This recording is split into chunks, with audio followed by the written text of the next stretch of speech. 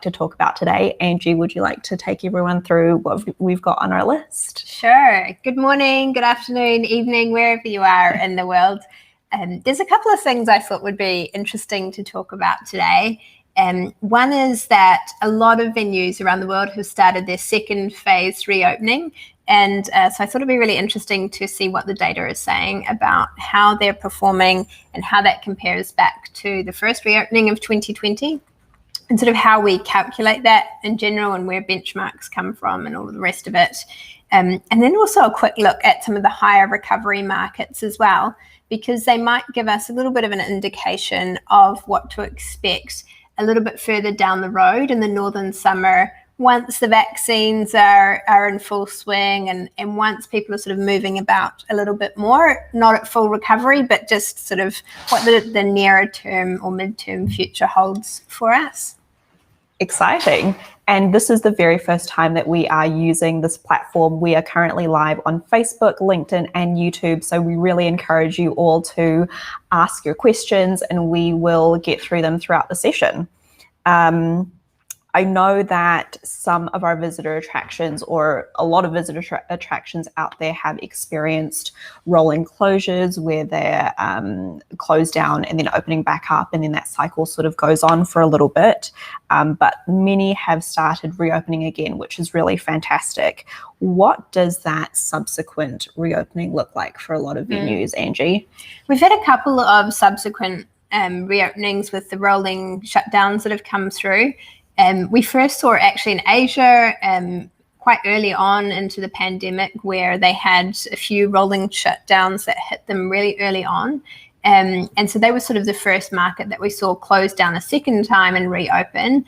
And then we had that actually in New Zealand at home here for us quite early on as well. It was about August that we went into another 6-week shutdown with a new outbreak that came out because the government were trying to achieve a eradication strategy.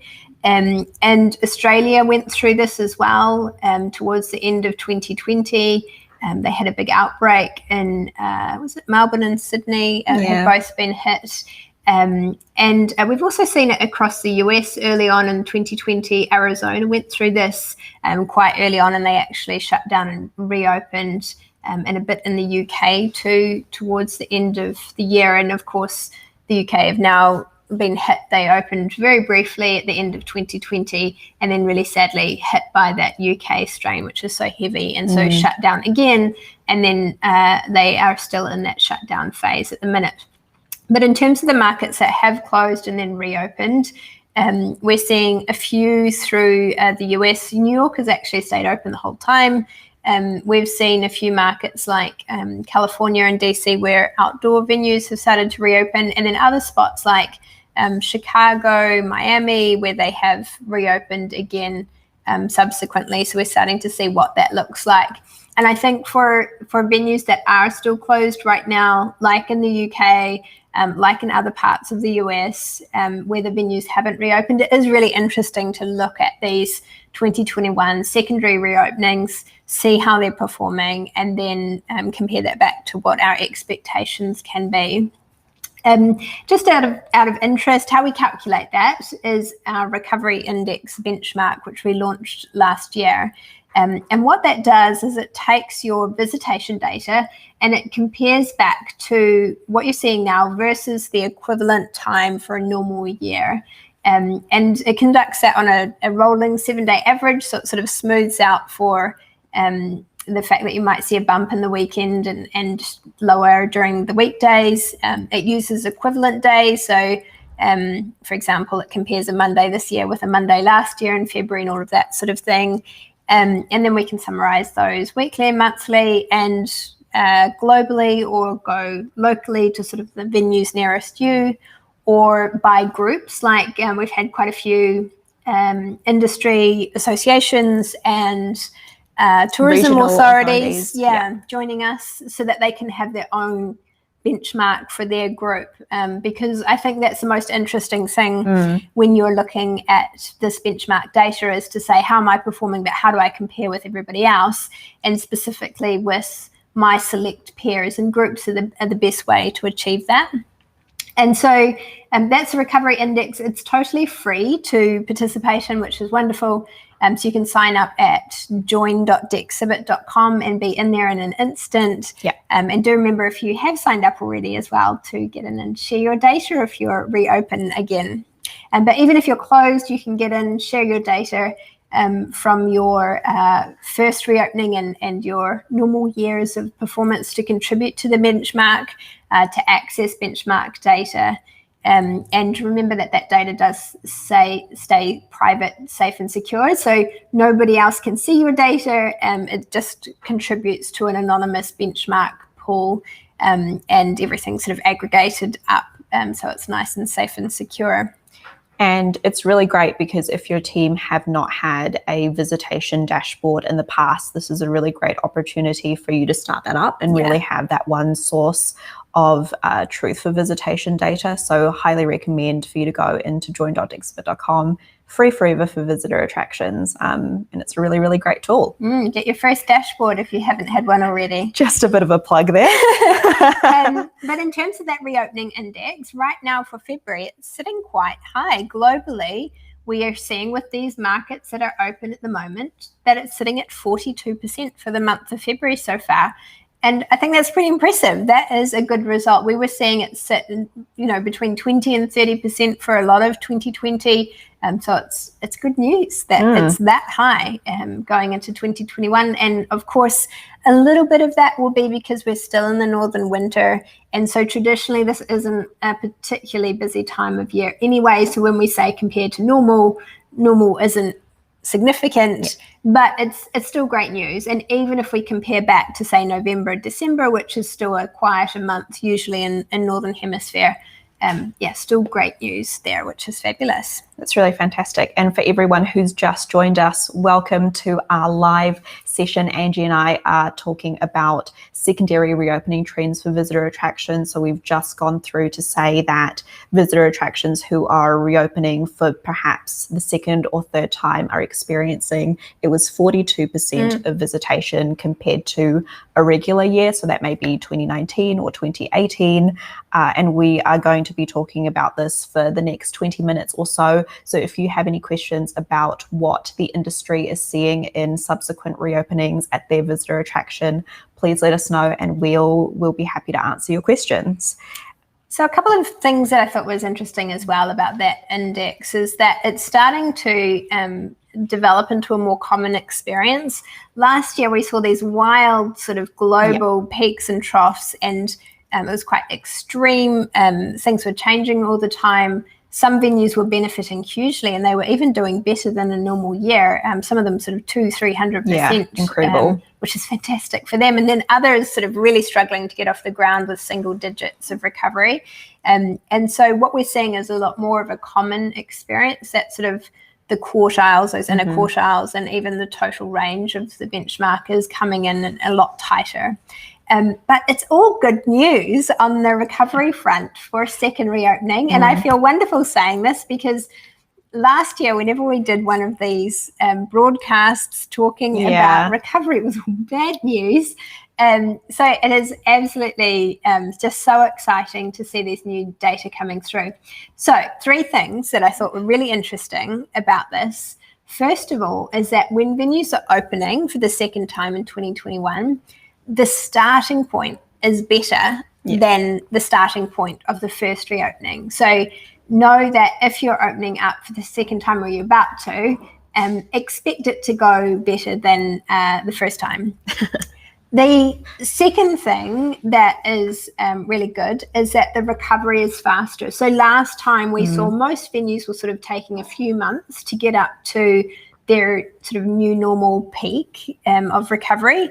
We're seeing that happen in weeks now for venues that are opening. So a better starting point and a faster recovery, which is fabulous. And then the third thing, which is fabulous, is that those peaks are higher. So people are experiencing much bigger sort of peaks when they do things like public programming, when they do some outdoor events, and we've seen some really great successful outdoor safe events being held and great recovery numbers as a result. So their personal bests on their recovery are much better second time round than first time round. So that's fantastic news for the industry, that we've got a better starting point, we've got a faster recovery, and our peaks are higher. That all is, an amazing thing to look forward to if you're just about to open for the second time. And I think it's really great that 2021 is looking out to be a really optimistic year as well. I think we were all really looking forward to it, us and everyone in attractions in general. So it's really great to be able to see these trends come along in 2021, and it's all good news, which is fantastic.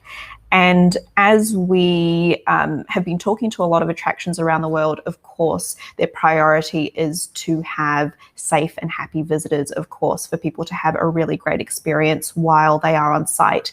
And we are starting to see trends as well for people or for visitors who are going to all of these attractions, and what behaviors we're seeing out of them as well. What types of things are we seeing in terms of visitor behavior and what people are doing on site, Angie? Yeah, that's a great question. I think there's a couple of really fascinating things for us to talk about there. One of the most topical issues that we've been finding is attrition. So this is when people reserve an advance pass, they book their ticket in advance, and then they don't show up.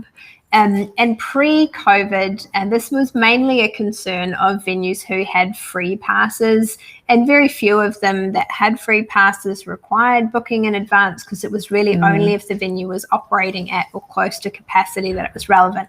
But fast forward to COVID-19, and advance passes are now the norm everywhere. For most venues, you have to book it in advance online, or at least that's a preferred option.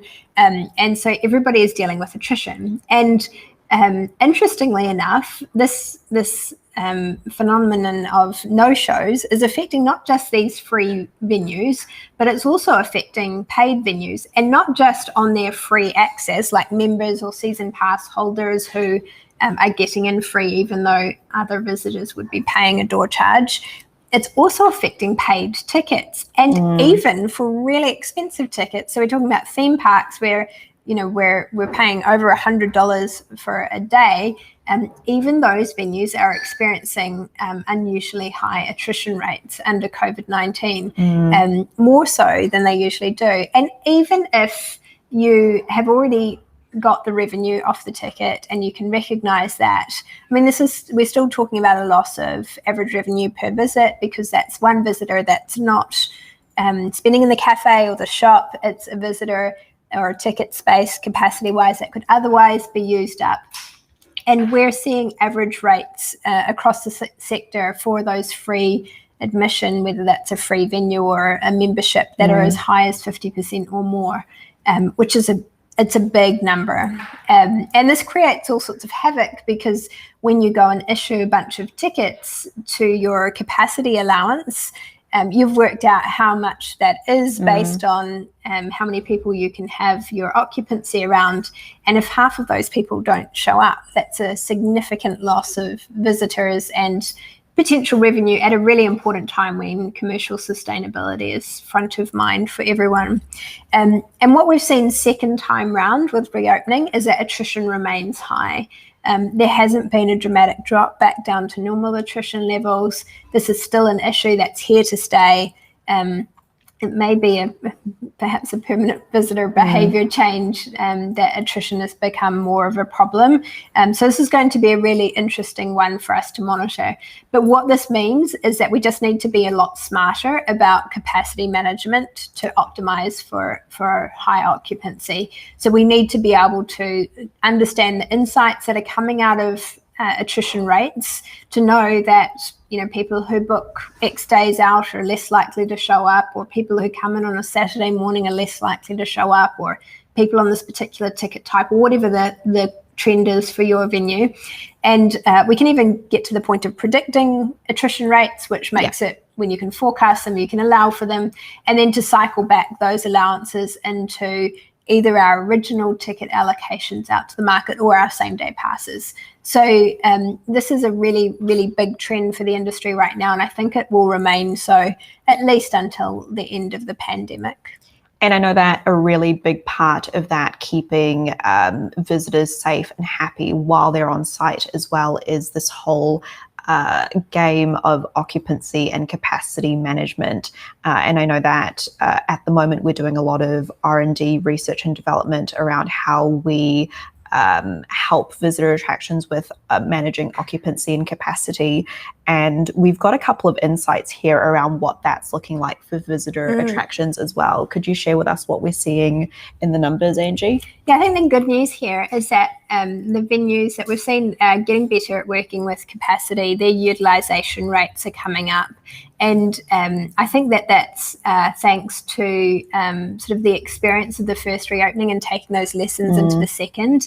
People are getting more bullish with their capacity limits as well, and their ticket allowances, because of that confidence of that experience past. And with perhaps some of those insights starting to come in and inform some of those decisions. So where previously we were seeing a lot of venues sitting under the 20% capacity mark, second reopening, once we've got into it, we are seeing a lot of them that are rising up a lot higher, and some that are getting close to starting to book at capacity, which is where we all want to be, of course.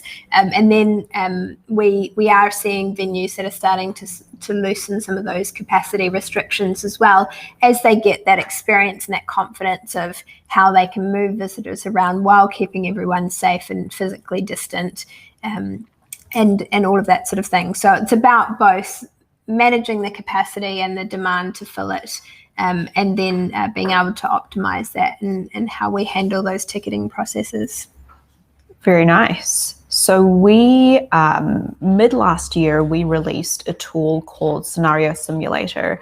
And in essence, it allows visitor attractions to essentially see what the remainder of the year would look like for them, taking into consideration things like lessened amount of tourists and whether or not they anticipate to see pent-up demand. And that tool, or that methodology of seeing what scenarios may come to light in the future, is still really important now. What can we see about scenario simulation now that we've come into 2021? Yeah, so I think with people who are reopening, they can use that recovery index, and they can use these sort of assumptions around what that attrition rate or spend is another one that we can talk about, looks like, and use those to inform some of their scenario plans going forward. When it comes to setting goals for 2021, the hardest job in the world at the moment, because nobody knows quite what the future will look like. Those scenario plans are still, in that simulation, still the easiest way to achieve that. Set a best case scenario, worst case scenario, and a most probable case scenario, hit your goals off that, and then start tracking performance against it. We are, interestingly enough, for venues that have been open for a month or more, we are starting to do forecasting again. It is relatively short term, so we usually do forecasts up to a year or more in advance, but for the moment, we're just doing a short-term forecast to help with operational planning, and particularly around how many visitors to expect, which is really useful. So with simulation, it can be about visitation or something like revenue. And I thought one other thing that would be cool to talk about is that spend, because that's a really interesting behavior. Yeah, very strange that in the middle of a pandemic, when there is an economic recession going on, we are seeing visitors spending a lot more on site than they used to, which again is really good news at a time when the industry needs it the most, which is fabulous. A lot of places have their cafes still shut, or on-site hospitality, just for health and safety reasons. And to be fair, some venues do still have all of their stores shut, because with the lowered visitation levels, it's just not worth it for them to open those stores. But for the venues that have got their stores open, the average revenue per visit in those stores is much, much higher, dramatically higher than it used to. And I've heard all sorts of theories about why this is the case. And in general, what people are believing is that our visitors get out less. So when they get out of their houses, they make a real day of it. Secondly, it sort of relates to some of the consumer spending habits that we're seeing globally outside the visitor attractions industry at the minute, is that we're all sort of got used to buying a little bit more. We're sort of more urgent shoppers. So we are seeing people spending a bit more than usual, which is a very, very unusual trend for the minute. The other thing that we've seen, which is really cool, is e-commerce continuing to be strong for venues that are placing this as a strategic priority, even when they are shut. And we've seen some really clever tactics here, like some visitor attractions that are diverting their social media advertising spend that they would usually spend to try and get visitors through the door. They'd be promoting tickets. They're instead using that budget to promote their e-commerce shop. So like you've probably seen on Facebook, I get served these ads all day long of like fashion and things like that, and different products that I end up buying. Some visitor attractions are using this to their advantage, and they're putting select items from their stores online, things that appeal to people, not necessarily when you come on site, the souvenir type things, but those sort of more consumer products that people can buy over the internet. So e-commerce has been a great revenue stream. That is up for these venues. On-site spend is up for venues that have stores open at the moment. A couple of great trends there. That's awesome. And I know that this trend or this insight that we're seeing around increased average revenue per visitor on site is common no matter what type of attraction you are. So we're seeing that in galleries and museums, so more cultural institutions, as well as more commercial like theme parks as well, which is really fantastic. Yeah, and one weird thing as well is that we are seeing it spend is slightly higher in regions that are more restricted. So in regions where people are moving around so much, that boost in average revenue per visitor isn't quite as dramatic. In places where people are quite restricted, that boost in average revenue per visit is very noticeable. Awesome. And I know that not just us, but I'm sure everybody out there, we were all looking forward to 2021, a new year, looking forward to visitor attractions reopening, of course. And now with the advent of vaccines, we're really looking forward to these next couple of months where we can all hope to welcome more visitors through the doors. What do we imagine that these next couple of months will look like for attractions out there globally? My personal hope is that we are seeing, once we've reopened this time, I'm hoping that this is sort of the last of the rolling shutdowns. The exception to that rule is probably going to be in eradication strategy markets like Australasia and Asia, where governments will continue to use rolling shutdowns, short and sharp, to keep COVID out if their borders are shut.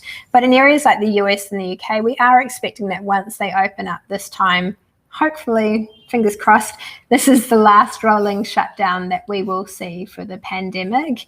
But so what we're interested in is what that market will do over the northern summer.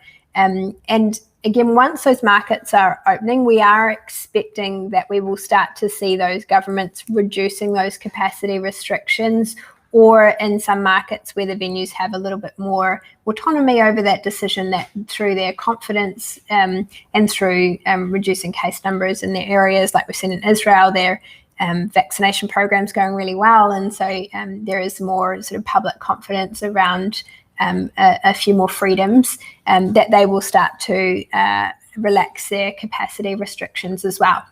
So with that in mind, it's really interesting to us to look at eradication markets and see what kind of trends they're seeing, because they're probably indicative of what awaits the rest of the world in the northern summer this year, once all of those things are true. If we've sort of got some great vaccine rollout, some freedom of movement, some reduction of capacity, what does that look like? What does demand look like for us?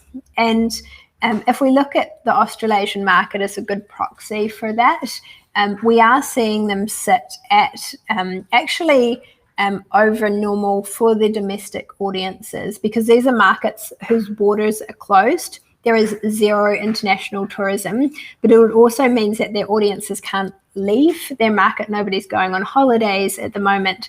And so they're seeing a slight reduction on normal because they're missing that tourism market, particularly for a lot of them in Australasia. They rely quite heavily on the cruise market, so it usually makes up about 5% of their visitation, so we can clearly see that missing off the visitation lines.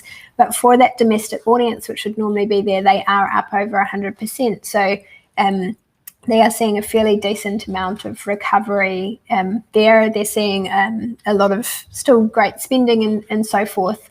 So we're seeing quite a buoyant visitation market. So I think there's a lot of concern out there in the industry that now that we've all got used to working at home and staying at home, that we'll all stick at home once COVID is over. And that's not the case that we're seeing in these markets. And indeed, in some of these markets, they've been closing down and opening up and closing down and opening up. And every time they open up, people come out faster and faster again, and they do more and more things. There's been no lack of demand around large-scale events, sporting events, festivals, music concerts, and so forth.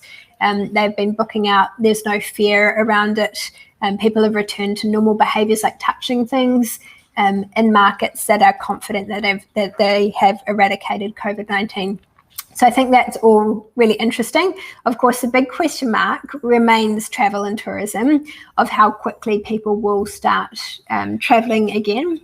And one fascinating thing that we've found is that they already are in other parts of the world. So we started looking at visitor origin recently, particularly in the US market, and we are seeing huge numbers of domestic tourists. And we went out there thinking, our hypothesis was that nobody would be traveling domestically, and we'd be seeing very few people coming from maybe a drive market at the most, but predominantly local visitors. There are a lot of attractions out there at the minute that have a significant proportion of their visitors are coming from domestic tourism that is not a drive market. They have flown to get where they are.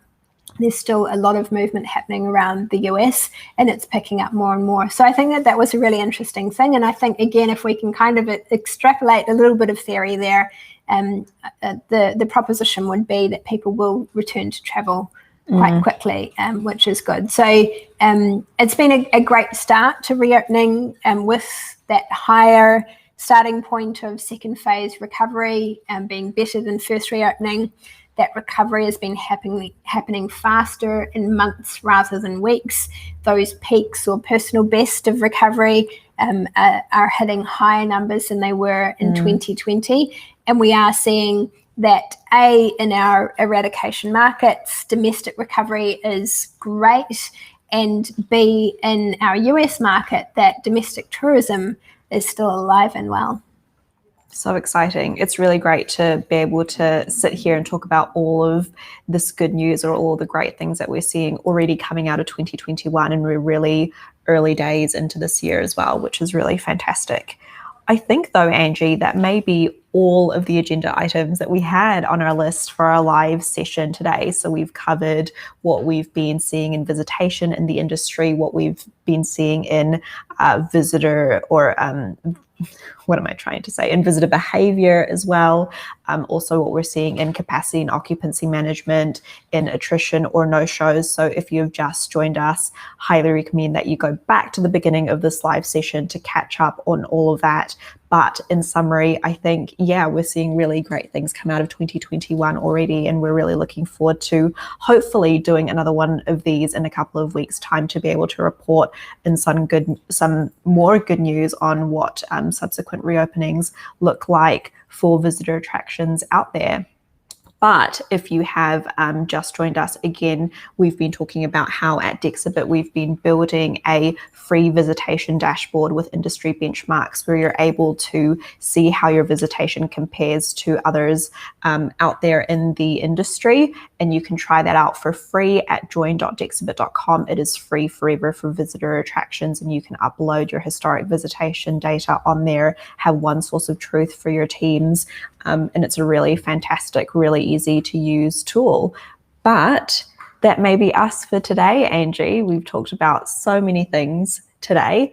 and we hope to be back in a couple of weeks to give you more of an update as to what we're seeing around the world. Some more good news. I love this 2021 of being able to talk about good news rather than be the face of thunder. But exactly. Yeah, I hope if you're opening your visitor attraction in the coming weeks, all the best for it. I hope it's as exciting and enjoyable as the first time around, because that was such a buzz seeing everybody's great reopenings. That was really cool. And if you have been reopened already, get in there, share your benchmark or share your visitation data. Remember, it stays private, safe and secure, and access those benchmarks. See if what you're experiencing in your performance is the same as the rest of us out here in the world.